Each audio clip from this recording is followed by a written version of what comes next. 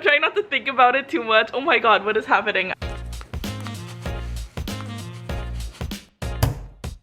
Hello and welcome back to Cuckoo for Books. My name is Salva, and as you can see, we are having a bit of a day. It is April 23rd, 2:38 p.m. and we are just a couple of minutes, less than a half hour away from Shadow and Bone premiering on Netflix. I think over the last 24 hours I've had like bursts of emotion. I'm just so excited. Like yesterday in the shower I just started like I cried for 2 seconds just because I was so excited. I'm trying not to like think about what the show is gonna look like, what I'm gonna see, what's gonna happen, because if I sit and think about it too much, my head will explode. I don't even know if this is gonna work or if I'll be too shocked to revisit this vlog in between episodes, but that's what I'm planning to do, just to like pop back in, share my thoughts. I can't even remember the last time I felt this excited about like a book adaptation. Not within the last 5 years, definitely, and I would go so far as to say not in the last 10 years have I been this excited. I didn't bother putting on any makeup because like I could very well be crying at the end of the first episode, so what's the point? I'm so excited if oh boy, if I didn't have to hold this camera steady, I would probably be flailing around. As you can see, like my hand keeps moving because I just want to bite my nails, bite something, scream. I can't wait. I hope. Oh, I can't even hope. I can't even tell you what I hope because I'm that nervous. Nervous? Why am I nervous? I'm not even doing anything. I'm gonna sit on my butt and watch Netflix. I guess I'll see you guys in an hour, 2 hours. See you guys then. Hello, I'm back. Yeah, I don't know that I could watch all of the episodes by tonight, not because I have a lack of time, but the first episode alone overwhelmed me and I need like cooling down time, so I feel like it really will take me the whole weekend to watch the episodes. It was so good, you guys. I don't even know what to say other than it was so good. I have little notes on my post-its. It was so good. I'm at a complete loss for words. So I got a total of 3 times during the episode where like literal chills went down my spine. Kaz's entrance was beautiful.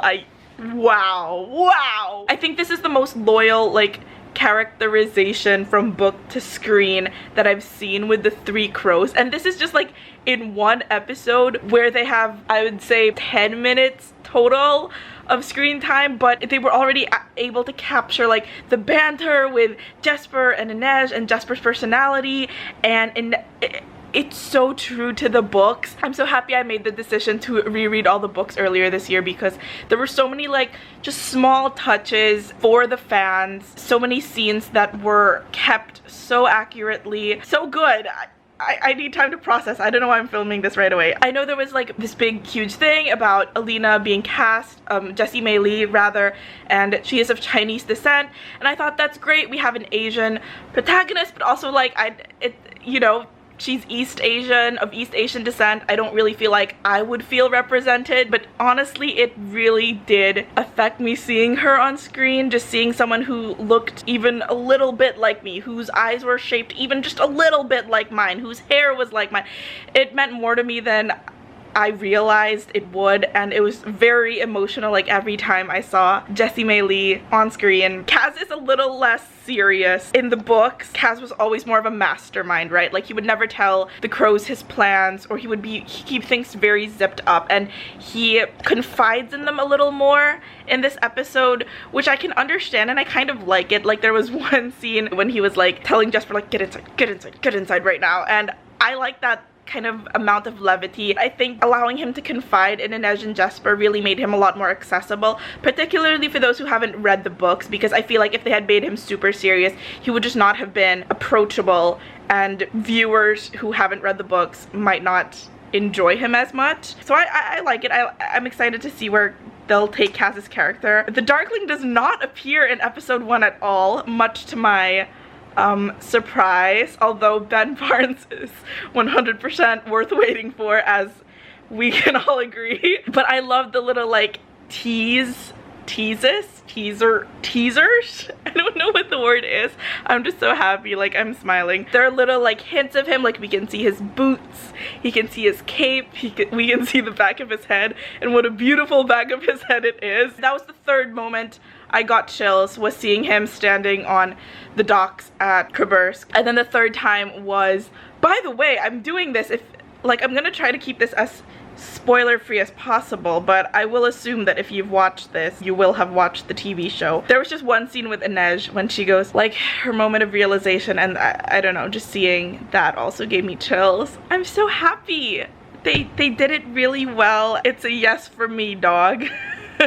So far so good. I'm gonna take a break, maybe get to episode 2 later tonight, and then just like cry probably, and I'll see you guys in a bit. Hi friends, so I'm done with episode 2. I have such mixed feelings about this because part of me just wants to spend the whole night watching all 8 episodes, and then part of me is like, well, what's gonna happen when you finish all 8 episodes? You're just gonna cry in a puddle. And then another part of me is like, well, we gotta finish all 8 episodes so we can do our part in helping its first day streams, because one viewer is gonna make all that difference, right? But also a part of me can't stop. So in the trailer, when the Darkling tests Alina's power and the sun comes through and the light comes through, not gonna lie, I found that to be like the cheesiest part of the trailer, if there was one, just cause like, ooh, light. But the music that accompanied that scene in the actual show was just,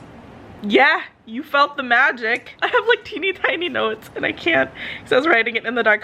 Oh, this was something that I realized in the first episode, and then I'm not sure if it's real. Am I imagining it? A part of me thinks that it's kind of paying homage to previous popular YA film adaptations. In the first episode, Mal was talking about a nightmare lottery. I couldn't help but think of the Hunger Games, and then there's another part where he says, I'll meet you in the meadow, which is oh so very Twilight. So I wonder if those lines, which were not in the books, I can't help but think that they were intentionally written into the script as sort of an homage without those two franchises. And I am no huge fan of Twilight, but I will be the first to admit that probably if it wasn't for those two franchises, we wouldn't have this adaptation, because it really got the ball rolling. Although it's not been expounded on all that well, it seems that Jesper knows about Kaz's history with Pekka Rollins, so that's kind of interesting. I also really love how they're kind of building the camaraderie between Kaz and Jesper, which we'd never really see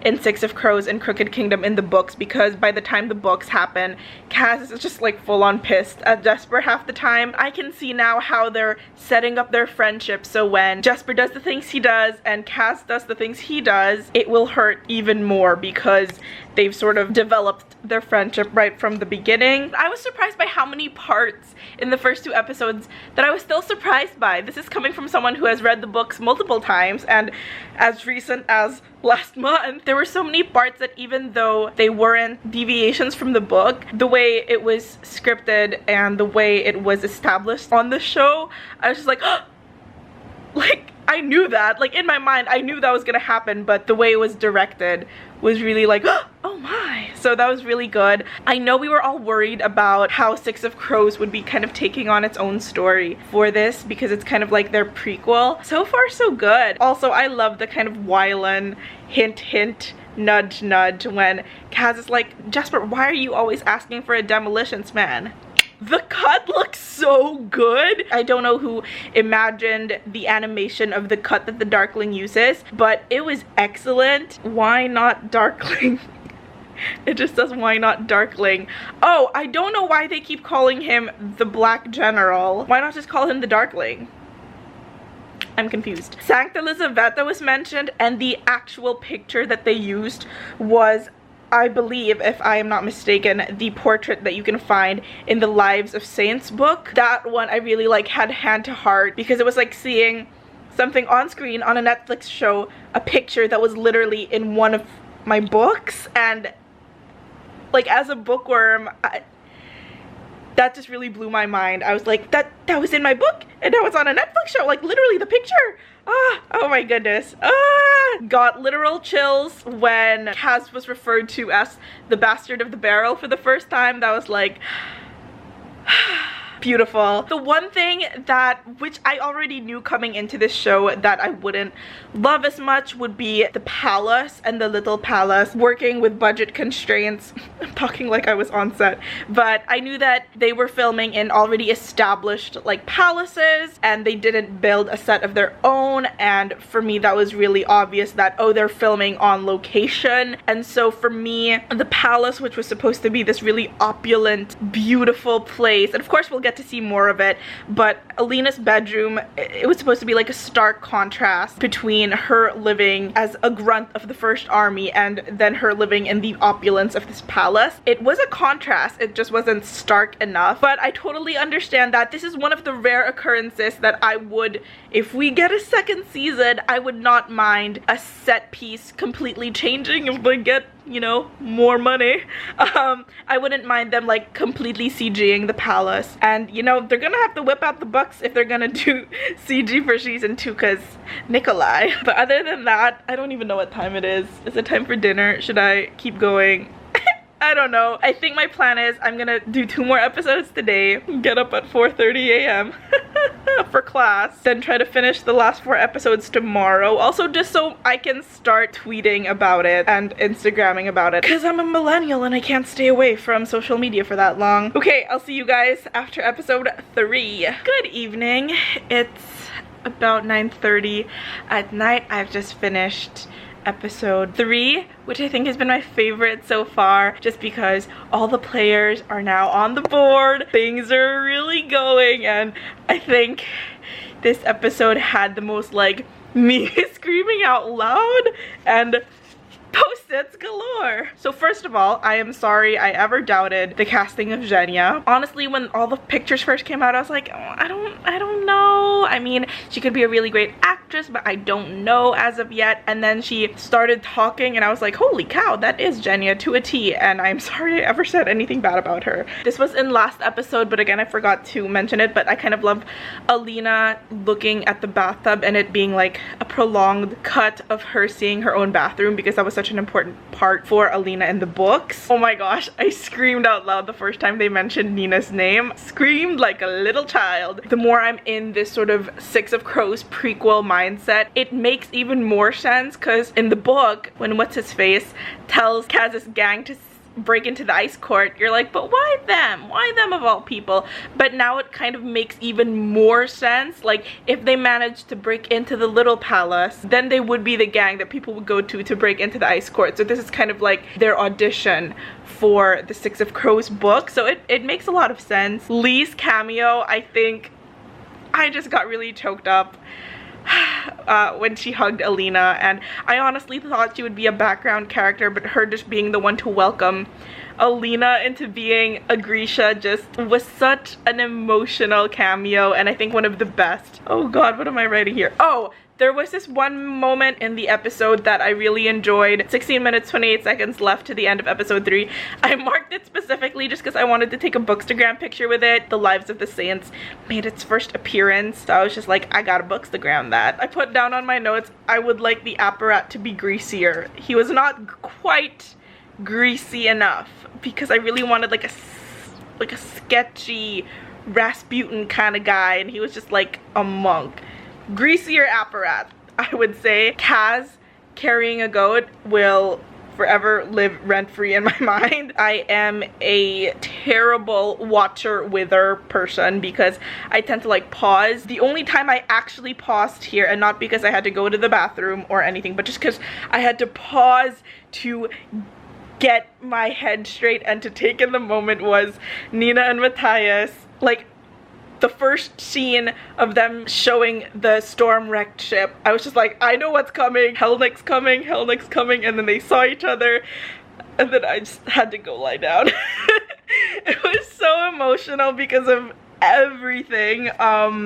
I haven't read Rule of Wolves yet, so please don't comment any spoilers on that. There was one thing that I'm not sure if they explain it, but I don't get why the Driscolla would be having a wolf pelt, because wolves are sacred to them. I don't know that they would wear them. I've noticed that people have been pronouncing Inferni differently on the show. Like, I heard a character say Inferni, then Inferni. That's just me being nitpicky as usual. Ben Barnes is such a revelation. I'm not gonna lie, when I was happy that he was cast in it, I was just in it for the eye candy and the fact that Prince Caspian was gonna make it into my favorite TV show or favorite book series, and I was like, I don't really care how he acts. His existence is enough. Thanks. He's actually pretty good in this role. Like, you could tell, spoilers, I don't know if they'll reveal this in this season, but he carries the age of the Darkling really well. Every time I expect him with like a line to go typical, ooh, broody, sexy love interest in a YA book, like he really subverts it and manages to give the Darkling a lot of the weight that he really has. Also, it says a Larkling is real. They have such good chemistry. I wish they would have expounded on the myth of the Darkling more because, you know, they keep talking about like everyone's afraid of General Kerrigan, but we don't really know why. I mean, he controls the shadows, but I wish there had been more of like a buildup of the myth of the Darkling like there was in the books. The thing that the books did early on, like first chapter, they really laid the foundation of the Darkling is this person you don't want to mess with, and here it just seems like, oh yeah, he's a general in the army. He controls shadows. My next note was Zoe Wanamaker training book heroes since 2001 because she's Baghra in the TV show, but for those of you who don't know, she was Madam Hooch in the first Harry Potter movie. So she's been at this for a while. The conductor thing, I will say this is the only part I feel like so far they've been merging the Six of Crows storyline with the Shadow and Bone storyline, and I think this is the first time I felt it really like come up against each other and not fit, because like there's that whole conductor storyline where he built a train in the fold with all the crossings they need to make you you'd think they would have tried to do what the conductor has done, so why are they working with ships or skiffs?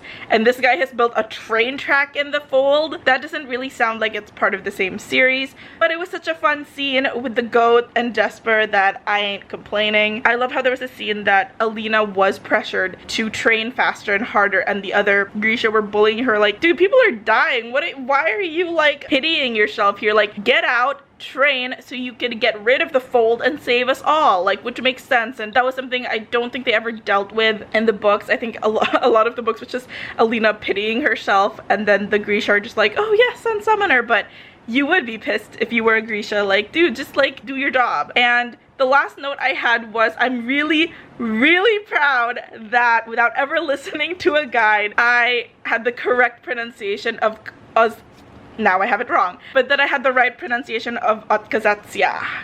Timely too, because that is the title of the next episode, which I will watch tomorrow. I am too overwhelmed. I can't. A lot of people I know are telling me just binge it. Like, who cares if you have a 4:30 wake up tomorrow? But even if I didn't, I don't think I could binge it because I'm an easily overwhelmed person, and it's all too much. I need it to percolate, to marinate in my brain overnight. Maybe have a Grisha themed dream. And then tomorrow, I mean, I thought this was gonna last me till Sunday, but I think I'm gonna like not do any work tomorrow and just watch.